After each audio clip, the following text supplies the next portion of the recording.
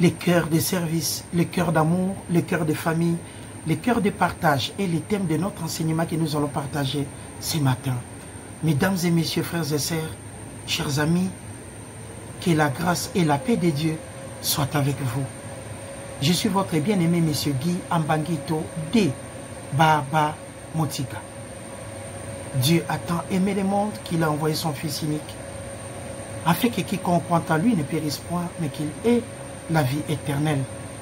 L'auteur de la parole de Genèse 1.1 en Apocalypse 22.21 est Dieu. Et le sujet de celle-ci, de Genèse 1.1 en Apocalypse 22.21, est Jésus-Christ, notre Seigneur. Le thème de notre enseignement, le cœur de service, le cœur d'amour, le cœur de pardon, le cœur de Dieu pour ses enfants. Le livre de Luc, chapitre 10. Un docteur de la loi s'éleva et dit à Jésus-Christ, pour l'éprouver, « Maître, que dois-je faire pour hériter la vie éternelle ?» C'est une promesse, bien sûr. Jésus-Christ lui répondit, « Qu'est-il écrit dans la loi ?» À son tour, il répondit, « Tu aimeras le Seigneur, ton Dieu, de tout ton cœur, de toute ton âme, de toute ta force, de toute ta pensée, et ton prochain comme toi-même. » Tu as bien répondu, dit le Seigneur. Fais cela et tu vivras. Mais cet homme, voulant tellement se justifier, il a demandé à Jésus-Christ, c'est qui mon prochain? Ton prochain, c'est ton frère qui souffre. C'est ton frère qui n'a pas où dormir. C'est ton frère qui n'a pas de quoi mettre sous la dent. C'est ta sœur qui a faim. C'est ta sœur qui est malade. Des fois, on se réveille dans la vie, on peut mentir, envoyer quelqu'un jusqu'à la prison. Et on marche la tête haute et les épaules effacées, témoignant qu'on a gagné le combat. Or, c'est une erreur. Ce n'est pas ça de l'amour de Dieu dans nos intelligences. Dieu nous a aimés les premiers. Que Dieu bénisse vos cœurs, les thèmes de notre enseignement, les cœurs de service, les cœurs de paix, les cœurs de partage, les cœurs de famille. Jésus maintenant voulant expliquer à cet homme, c'était qui son prochain. Jésus reprit la parole et dit, un homme descendait de Jérusalem, direction Jéricho. Il tomba au milieu de bandits, des brigands, qui les dépouillèrent. Ils ont pris tout ce qu'il avait et les chargèrent des coups et s'en allèrent, les laissant à demi-morts par terre.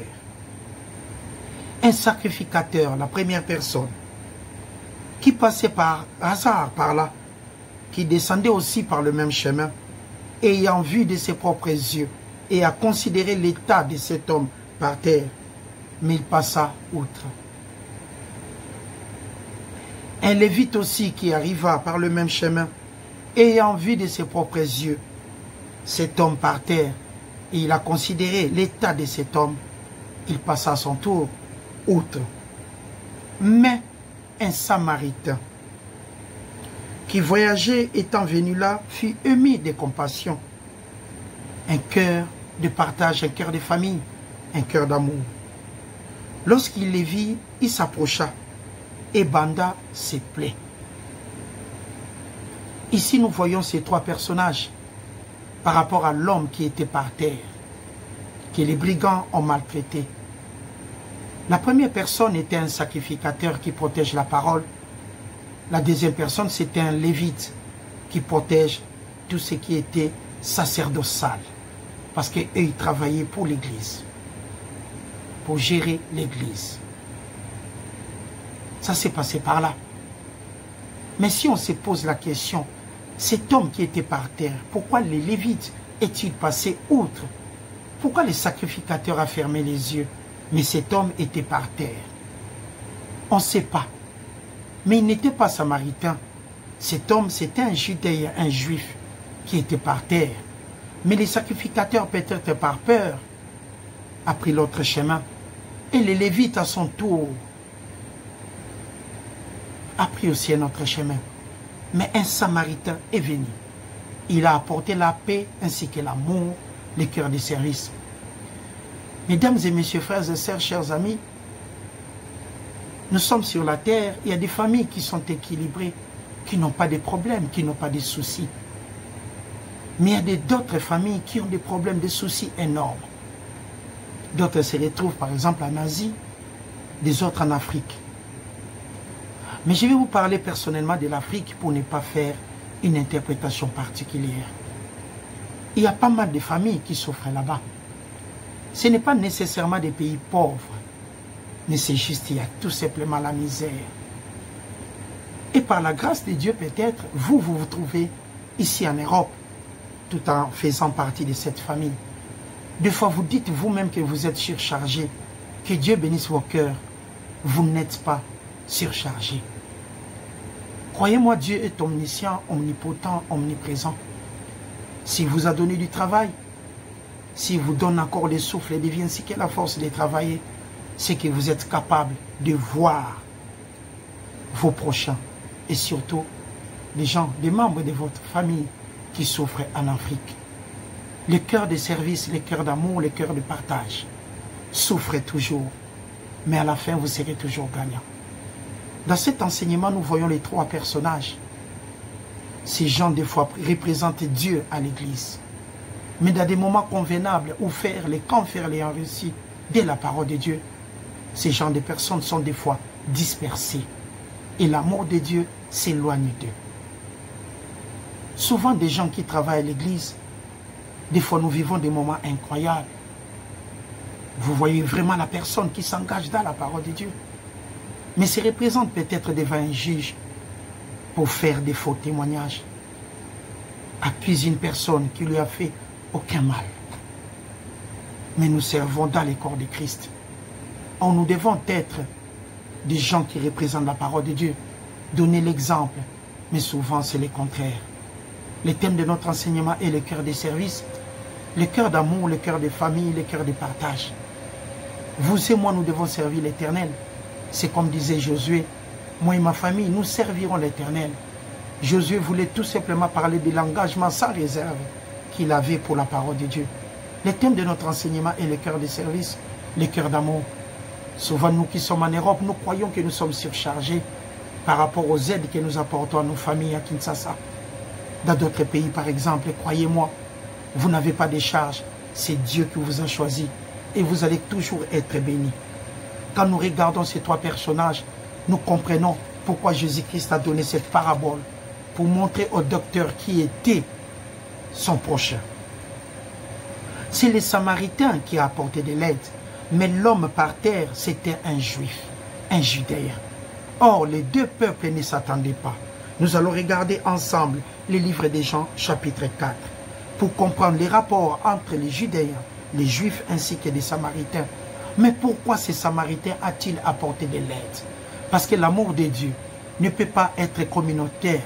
L'amour de Dieu ne peut pas être interprété comme si nous sommes de même ressortissants, de même pays. À ce moment-là, on peut apporter de l'aide. Ça, ce n'est pas de l'amour de Dieu.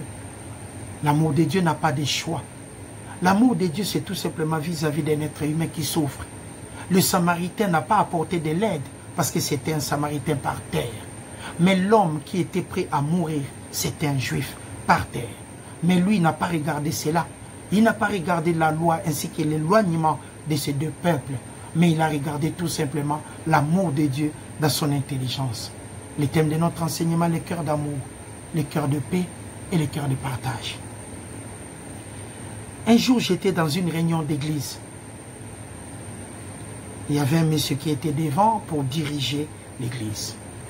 Et dans la salle, il y avait aussi un homme que les messieurs qui dirigeaient la réunion devaient de l'argent. Mais ça faisait longtemps, l'homme qui dirigeait la réunion ne voulait pas payer. Et cet homme-là, les jours-là, il n'était pas venu pour assister à l'église. Il était venu pour attraper, c'est lui, la personne qui dirigeait l'église ces dimanches-là. Au moment de l'enseignement, on a choisi l'enseignant. Il est passé derrière le lutrin pour partager la parole de Dieu. Et le conducteur, dont la personne en question, est sorti de l'enclos, si vous voulez, la parcelle où il y avait la réunion à l'intérieur. Quand il est sorti maintenant hors de là, c'est à ce moment-là que le frère qui était parmi des croyants, parmi des fidèles dans l'église, l'a suivi à l'extérieur pour demander son argent. Et on attendait à l'extérieur, il y avait une bagarre énorme. Les deux personnes sortaient de l'église. Je répète, les deux personnes sortaient de l'église. C'est qui ton prochain? L'amour de Dieu. Il y avait tellement la bagarre, les gens qui faisaient des services protocoles ont été informés, ils sont sortis parce que l'enseignant avait fini d'enseigner, de partager la parole, mais les conducteurs n'apparaissaient pas. Ça a pris quelques minutes, c'était devenu un peu inquiétant. Les protocolaires sont sortis pour voir où étaient les conducteurs. On l'a trouvé par terre. Il était en train de recevoir des coups à cause d'une dette. C'était incroyable. Et les gens qui étaient à l'extérieur, que nous appelons des païens, que nous appelons des fois des incrédules, qui ne connaissaient pas la parole de Dieu, ils étaient là pour se moquer. Il dit que des choses qu'on devait trouver à l'extérieur, ça se trouve dans l'église et dans les corps de Christ. On était incapable de donner un bon exemple pour les autres à cause d'une dette que ces derniers ne voulaient pas payer et l'autre n'avait pas d'autre possibilité. Pour lui, le seul moyen de récupérer son argent, c'était un peu d'agir avec force. Il a menacé, il a rué des coups. Les conducteurs, c'est lui qui dirigeait les programmes. C'était catastrophique. Il a été remplacé. Là, ce n'est pas de l'amour. Mais là, ici, nous parlons d'un Samaritain qui a apporté de l'aide aux gens qui disaient que c'est eux qui servaient l'Éternel. Parce qu'à l'époque, ce n'était que des Juifs, des Judéens, qu'on disait qu'ils servaient l'Éternel des armées. Les Samaritains étaient mis de côté. C'était un peuple ignoré. Mais dans ces cas-là, il y avait quelqu'un par terre.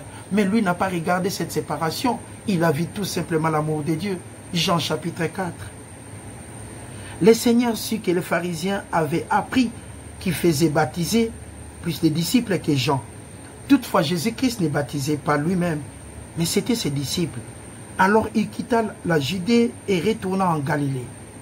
Comme il fallait qu'il passât par Samarie, il arriva dans la ville de Samarie nommée Sichar, près du champ de Jacob avait donné à Joseph son fils. Là se trouvait un puits de Jacob. Jésus-Christ, fatigué du voyage, était assis au bord du puits et c'était environ la 6e heure. Une femme de Samarie, une Samaritaine, vint puiser de l'eau. Jésus-Christ lui dit, donne-moi à boire. Car ses disciples étaient allés à la ville pour acheter des vivres. La femme samaritaine lui dit, comment toi, qui es juif, me demandes-tu à boire? Comment cette femme a su que Jésus-Christ était judéen? C'était par des signes peut-être, je ne sais pas. Mais cette femme a su que Jésus-Christ n'était pas un Samaritain. Comment tu peux me demander à boire? Comment toi qui es juif, me demandes-tu à boire? À moi qui suis une femme samaritaine. Les Juifs, en effet, n'ont pas de relation avec les Samaritains. Nous allons voir pourquoi. Jésus-Christ lui répondit, si tu connaissais les dons de Dieu, et qui est celui qui te demande, donne-moi à boire, tu l'aurais toi-même demandé à boire, et tu l'aurais donné de l'eau vive. Seigneur, lui dit la femme, tu n'as rien pour épuiser de l'eau. Regardons le verset 19. Seigneur, lui dit la femme, je vois que tu es prophète.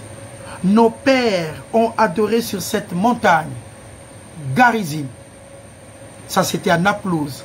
C'est cette montagne que pour des Samaritains, ça représentait la montagne de bénédiction. Et pour les Judéens, on devait adorer l'Éternel des armées à Jérusalem. C'était une séparation incroyable. Il n'y avait aucun rapport entre les Samaritains ainsi que les Judéens. La cause, c'était juste le point d'adoration. Pour les Samaritains, les temples devaient être où? À Garizim. Et pour les Judéens, les temples devaient se trouver à Jérusalem pour adorer l'Éternel. C'était un conflit interne entre les Samaritains et les Judéens. Il n'y avait aucun rapport.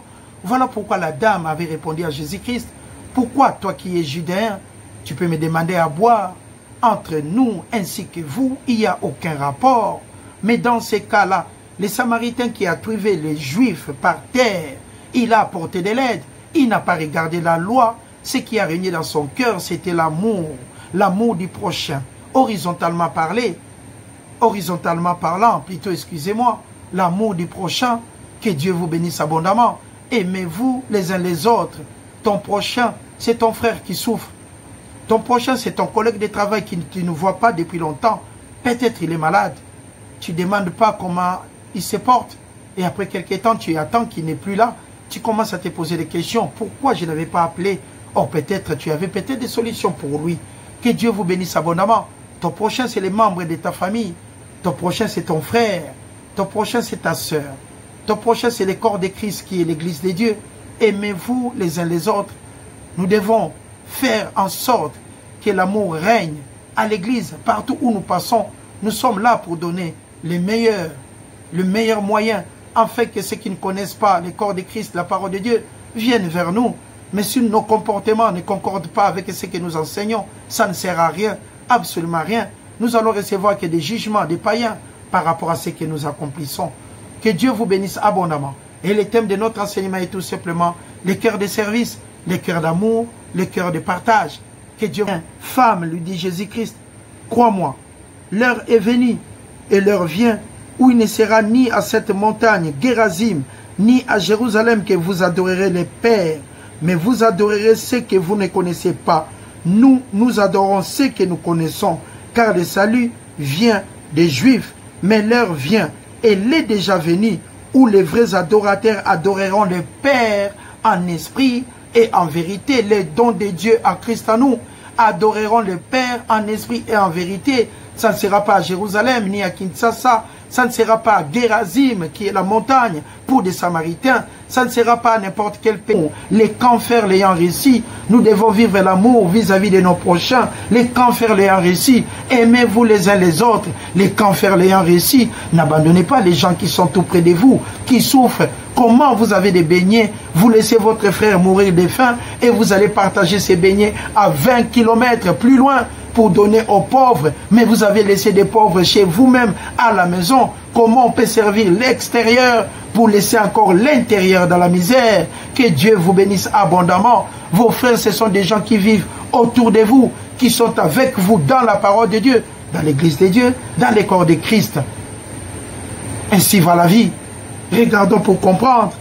L'heure est venue, elle est déjà venue, où les vrais adorateurs adoreront le Père en esprit et en vérité. Revenons maintenant encore, le livre de Luc chapitre 10. Jésus reprit la parole et dit, un homme descendit de Jérusalem vers Jéricho. Il tomba au milieu des brigands qui les dépouillèrent, les chargèrent des coups et s'en allèrent, les laissant à demi-morts. Un sacrificateur qui protège la loi passa outre. Un lévite qui représente le sacerdoce vit cet homme, lui aussi, passa outre. Mais un samaritain qui passait par là s'est arrêté. Jésus prit la parole et dit, pour montrer au docteur qui était son prochain, parce qu'il a voulu hériter les royaumes de Dieu, la vie éternelle. Jésus prit la parole et dit, un homme descendait de Jérusalem vers Jéricho. Il tomba au milieu des brigands qui les dépouillèrent et les chargèrent des coups.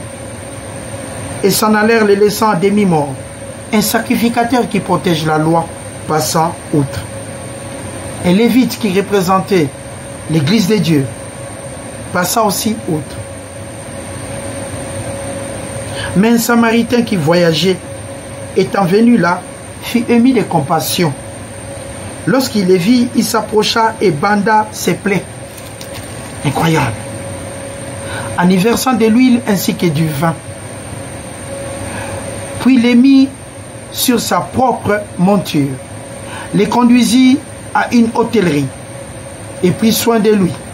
Le lendemain, il tira 2 deniers, les donna à l'hôte et il dit, aie soin de lui, et ce que tu dépenseras de plus, je te les rendrai à mon retour.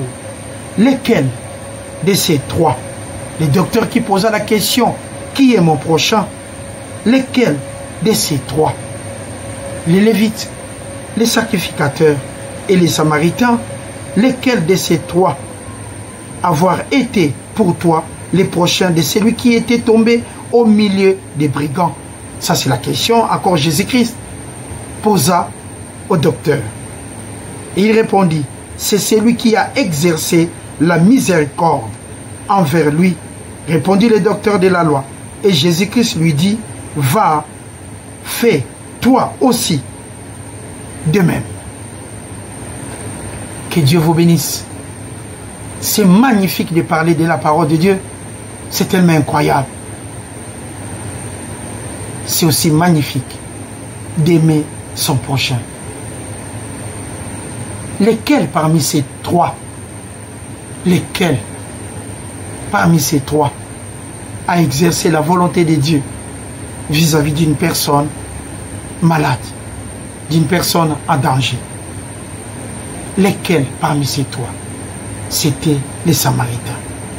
Mesdames et messieurs, frères et sœurs, je vous souhaite un bon dimanche. C'était là le cœur de service, le cœur d'amour, le cœur de paix, le cœur de partage. Par votre bien-aimé, M. Guy Ambangito de Baba Motika. Aimez-vous les uns